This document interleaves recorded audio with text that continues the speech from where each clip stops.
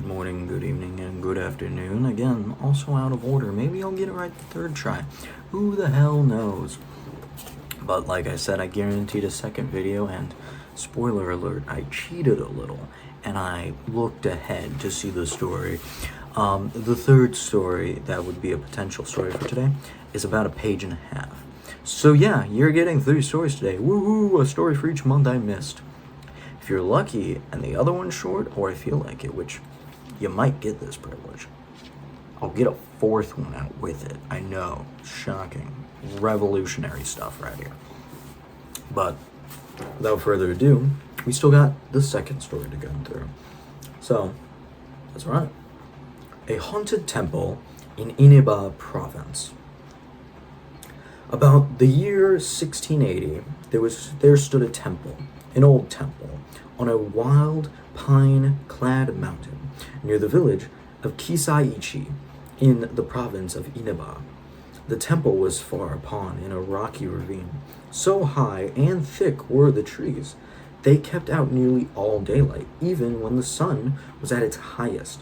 As long as the old men of the village could remember, the temple had been haunted by a Shinto Dama and the skeleton ghost, they thought, of some former priestly occupant. Many priests had tried to live in the temple and make it their home, but all had died.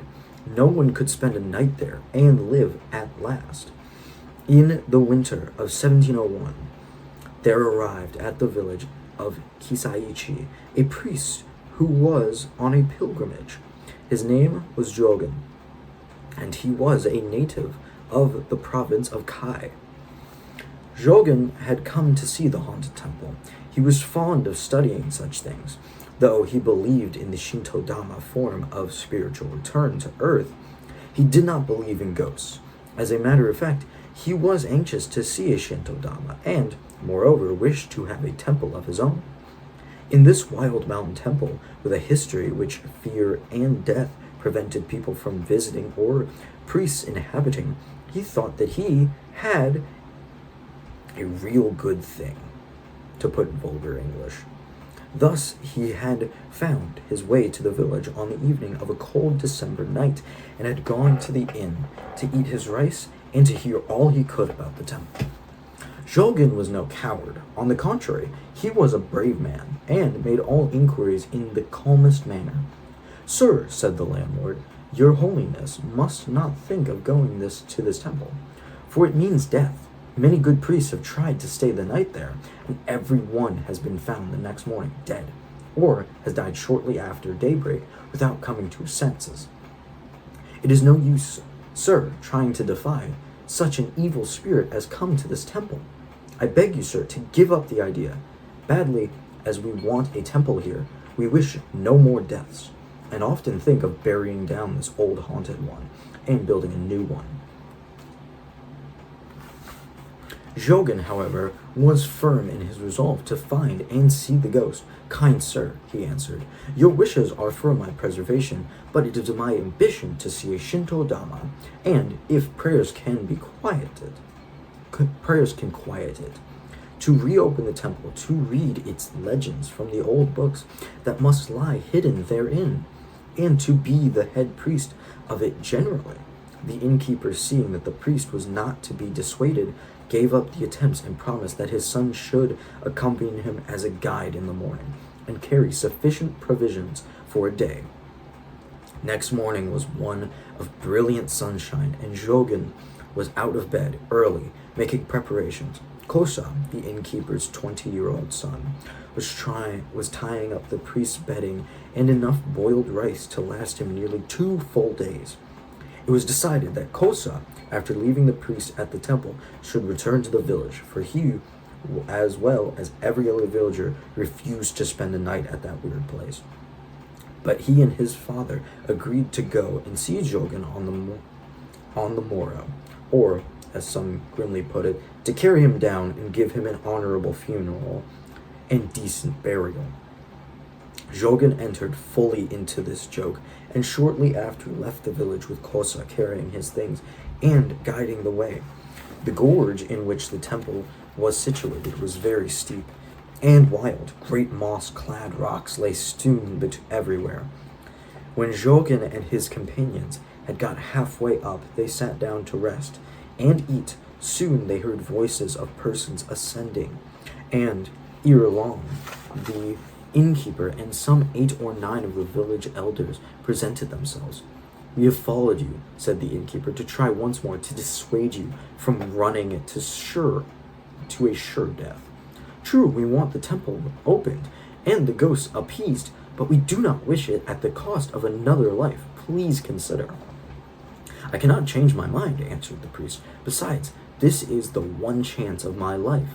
Your village elders have promised me that, if I am able to appease the spirits and reopen the temple, I shall be the head priest of the temple, which must hereafter become celebrated." Again, Jorgen refused to listen to the advice and laughed at the villagers' fear.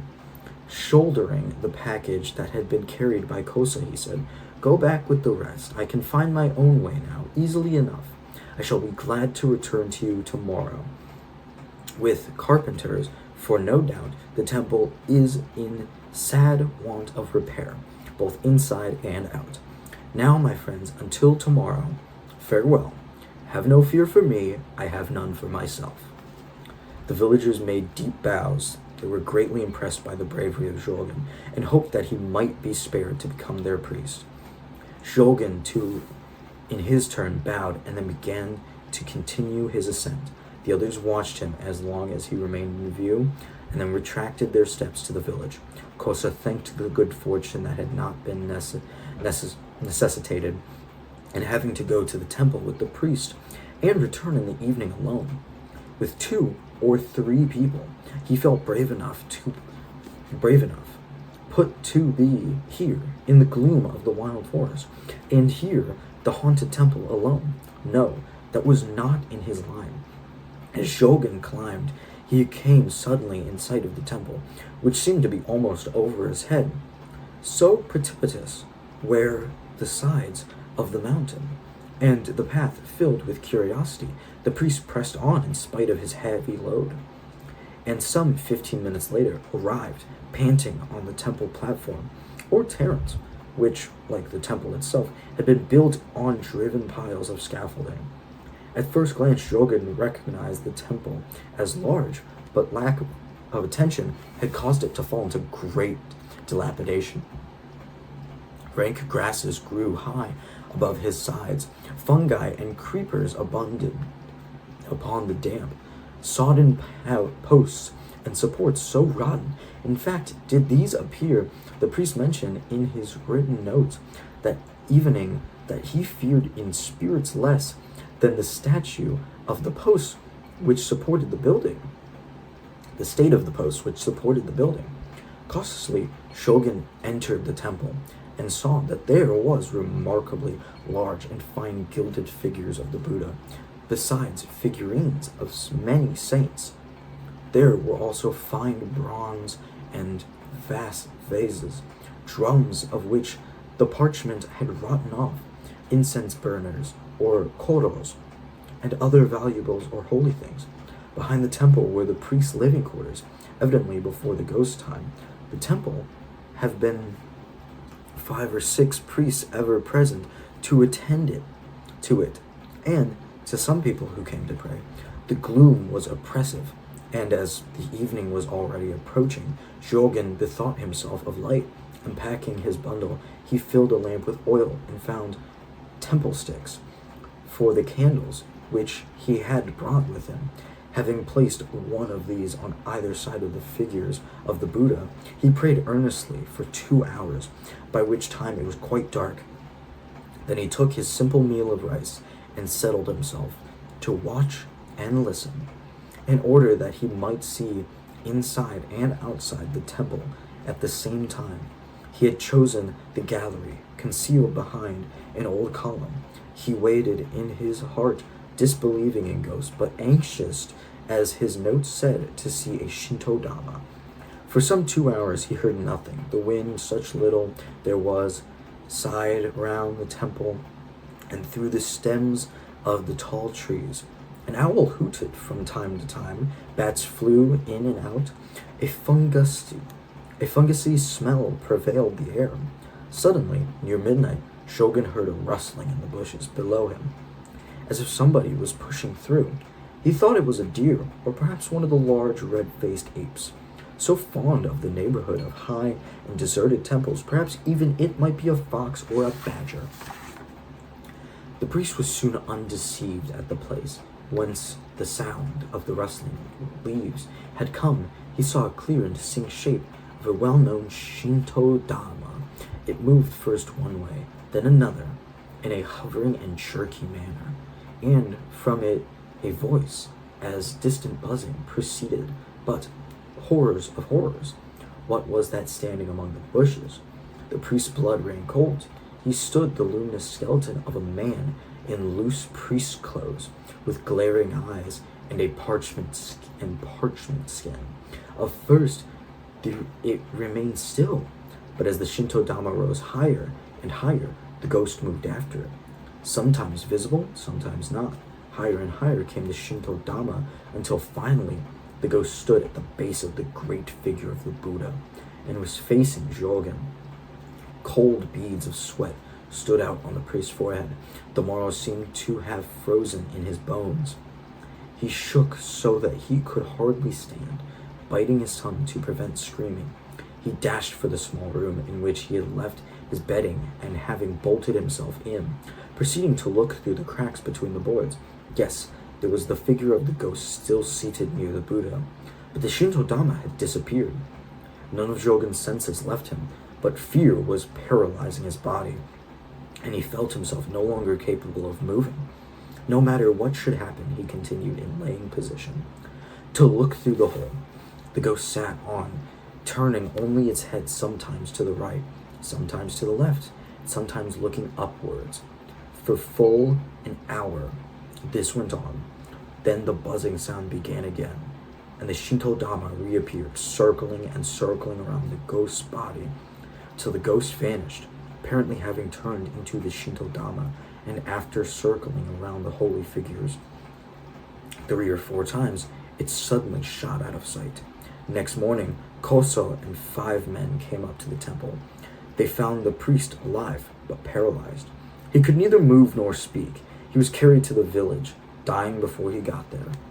Much use was made of the priest's notes. No one else ever volunteered to live in the temple, which 2 years later was struck by lightning and burned to the ground. In digging among the remains, searching for bronze and metal Buddhas, villagers came upon a skeleton buried only a foot deep near the bushes whence Jogen had first heard the sound of rustling. Undoubtedly, the ghost and Shinto Dhamma were those of a priest who had suffered a violent death and could not rest. The bones were properly buried, and mass is said, and nothing has since been seen of the ghosts. All that remains of the temple are the moss-grown pedestals which formed the foundation. I find that a good story. And the next one, again, like I said, is literally a page and a half, so you'll get a third story. I'll decide on a fourth if I'm feeling ambitious. I feel like y'all deserve it. Like, you guys earned it waiting 3 months to see me come back, all 2 of you. My viewer count is very inconsistent. It's either 2 or 12 according to me. I know there's not many. YouTube's algorithm sucks. I ain't getting recommended to no one. Might have to start putting this in different categories. Maybe make it educational, but then I get mixed up with a weird crowd. Who knows?